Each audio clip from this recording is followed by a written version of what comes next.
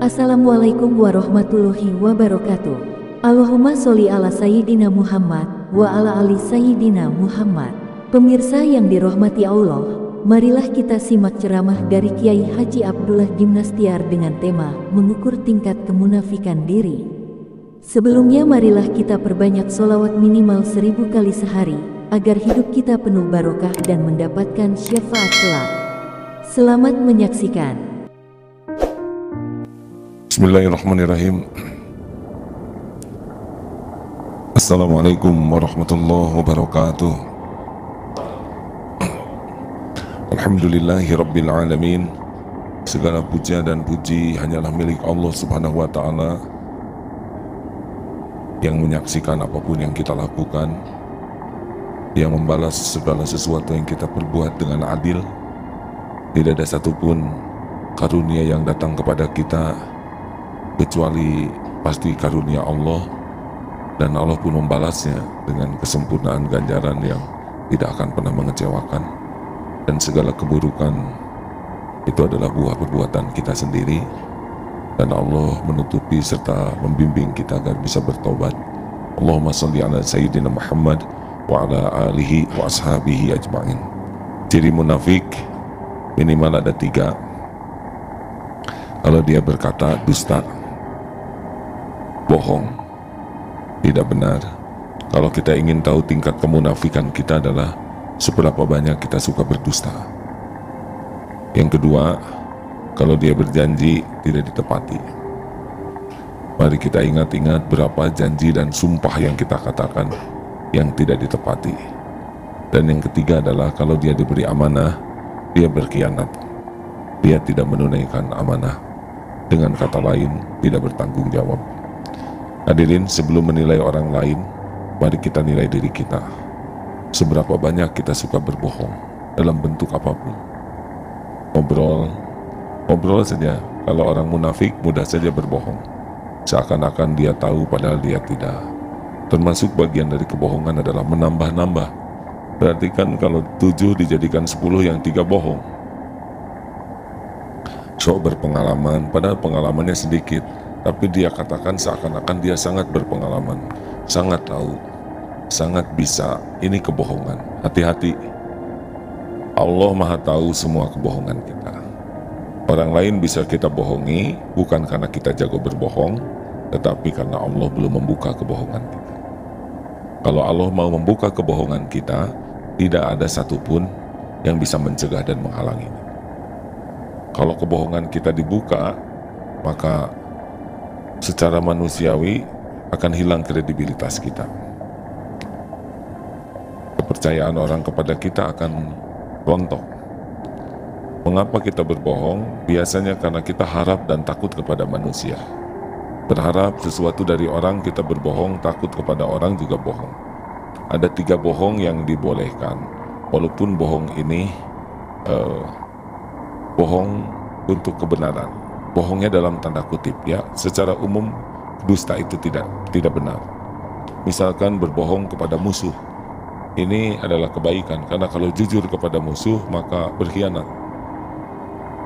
Yang kedua, berbohong dalam tanda kutip, pakai tanda kutip ya, adalah untuk mendamaikan orang yang bersengketa.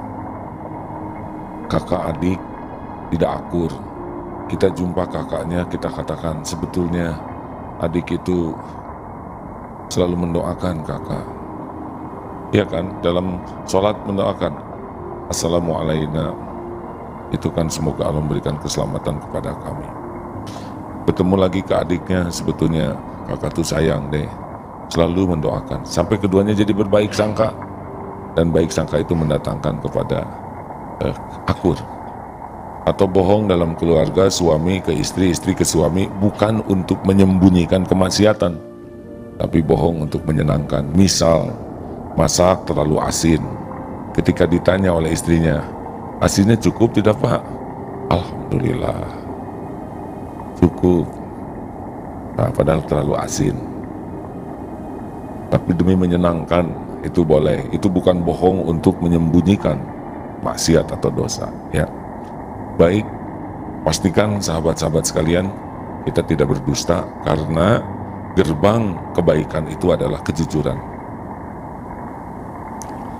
Karena sidik ini, inna sidqa yahdi illal bir, kejujuran itu mengantarkan kepada kebaikan. Seperti orang pergi ke dokter, kalau ingin sembuh itu harus jujur dulu. Sakit apa? Nggak ada, Pak. Dokter tahu bahwa ini sakit jiwa. Ya, mau bagaimana kita diobati kalau kita tidak jujur? Sama orang-orang yang terkena penyakit, kalau dia tidak jujur maka dia sulit disembuhkan. Siapapun yang menginginkan kebaikan, dan kebaikan yahdi ilal jannah, kebaikan yang mengantarkan surga, ingat gerbangnya adalah jangan bermain-main dengan kejujuran. Jauh lebih baik kita dihina orang karena jujur daripada dipuji orang karena dusta. Kalau kita jujur, dihina orang ngangkat derajat karena Allah suka, dan penghinaan orang bisa jadi penambah pahala. Tapi kalau kita tidak jujur, dipuji orang, itu kita terpenjara oleh ketidakjujuran kita. Sekali kita berbohong, maka kita akan terpenjara oleh kebohongan kita. Dan bohong kita itu tidak bisa dilindungi kecuali dengan bohong lainnya. Nah, bohong yang barusan itu, nah itu juga dijaga dengan bohong. Nah, itu yang terbaru jadi bohong saja. Lalu di mana kita berbuat baik? Maka kalau ingin tahu pemberani adalah yang berani jujur melihat dirinya sendiri. 2, waspada dengan janji dan sumpah. Banyak yang munafik. Itu saya dengar kalau mau punya jabatan pakai sumpah jabatan. Ya, ada sumpah demi Allah. Wah, ini sudah janji nih. Siapapun yang bersumpah mengatasnamakan Allah harus dicatat, harus diingatkan terus. Karena kalau tidak, dia sudah munafik. Bayangkan, bekerja dia pakai bohong, munafik. Sumpah dilanggar, munafik. Bagaimana kalau kita janji bayar hutang dan belum sanggup bicara? Jangan ngeles. Maaf, saya janji hari ini, sesudah saya berusaha keras, saya tetap belum dapat uang untuk membayar. Saudara pembohong. Saya tidak ada niat bohong, Pak. Saya berusaha keras. Buktinya hari ini belum bayar. Ya, saya akui. Saya belum bayar uang, belum punya uangnya. Tapi saya datang ke sini karena saya memenuhi janji saya, walaupun tidak tertunaikan uangnya, setidaknya saya datang kepada Bapak. Insya Allah, Allah membolak-balik hati. Saya kagum kepada saudara, walaupun saudara benar belum bisa bayar, tapi saudara tetap datang ke rumah ini. Saya hargai, itu Allah yang ngebolak-balik hati. Daripada saudara bolak-balik terus, sudahlah, saya halalkan hutangnya. Saya senang dengan sikap saudara. Apa sulitnya bagi Allah membulak-balik setiap hati? Dan hadirin, hati-hati ya, jangan sembarang mengobral janji. Kata Ali bin Abi Thalib bagaimana?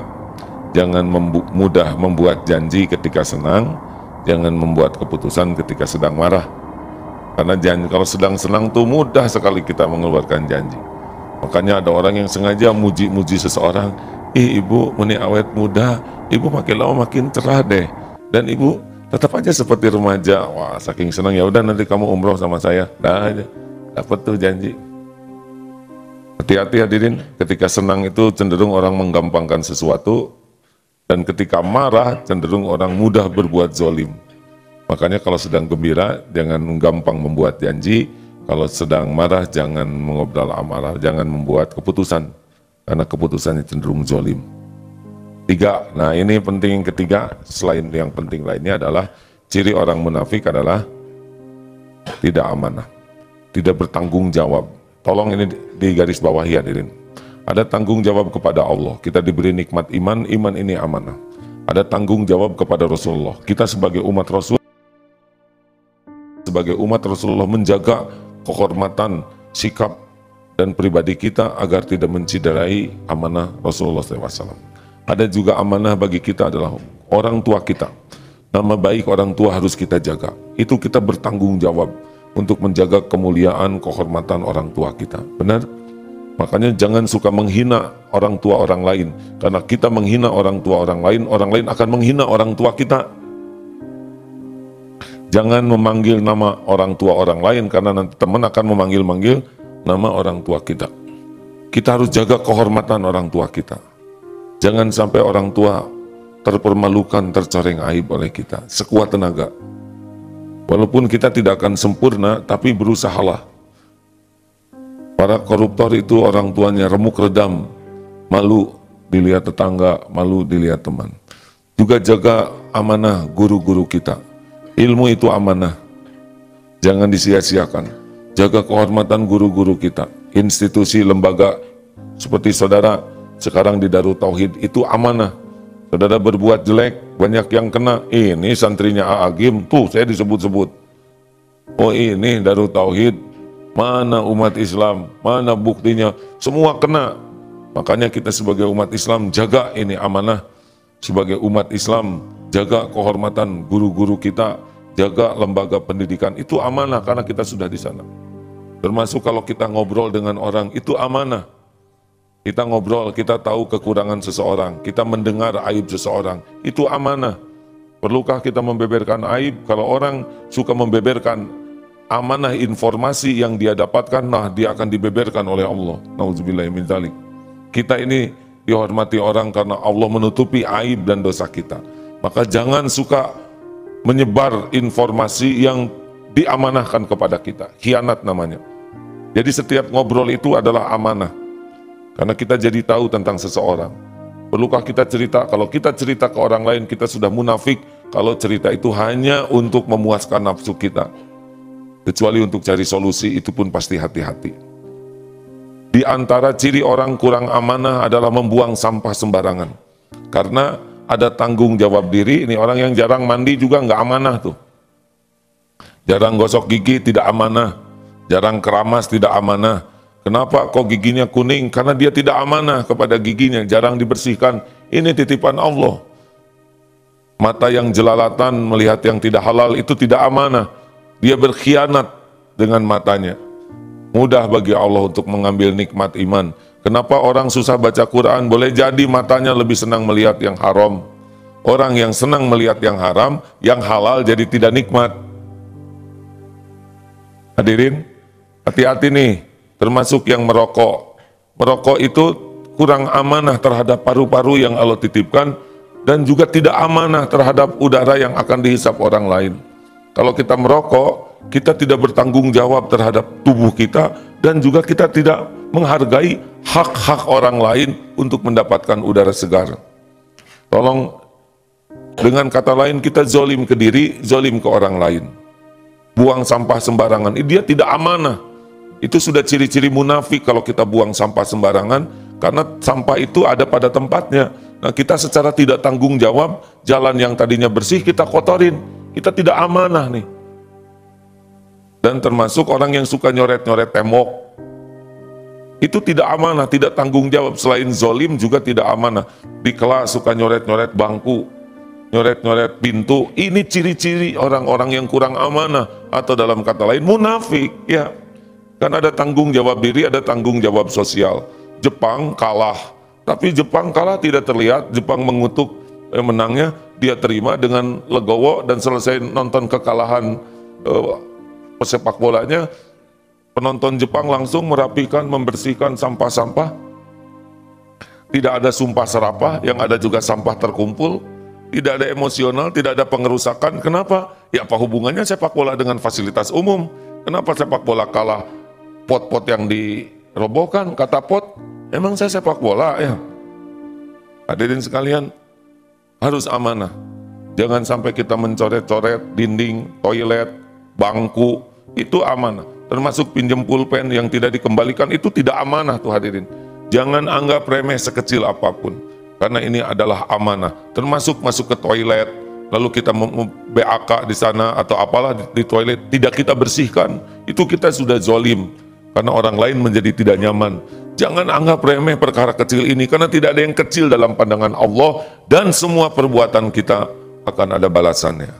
Mudah-mudahan mulai sekarang, kalau kita ingin jadi orang yang beriman, salah satu dari lawannya keimanan adalah kemunafikan, dan salah satu di antara ciri-ciri munafik adalah tidak amanah terhadap hak-hak orang lain. Hati-hati, jangan merasa aman dengan hanya sholat, saum, belajar, tapi kita harus jaga diri dari sifat-sifat munafik ini. Nauzubillah. Mudah-mudahan setiap kali kita bicara, kita pastikan kebenarannya, juga caranya benar. dan kita betul-betul mengingat janji-janji, dicatat, ditanya ke saksi, tanya ke orang-orang janji apa yang belum saya penuhi. Dan yang ketiga adalah jagalah amanah-amanah yang Allah amanahkan pada diri kita yang pasti sangat banyak, termasuk keluarga dan anak-anak, dan para santri ini dimanahkan ke Darut Tauhid. Masya Allah.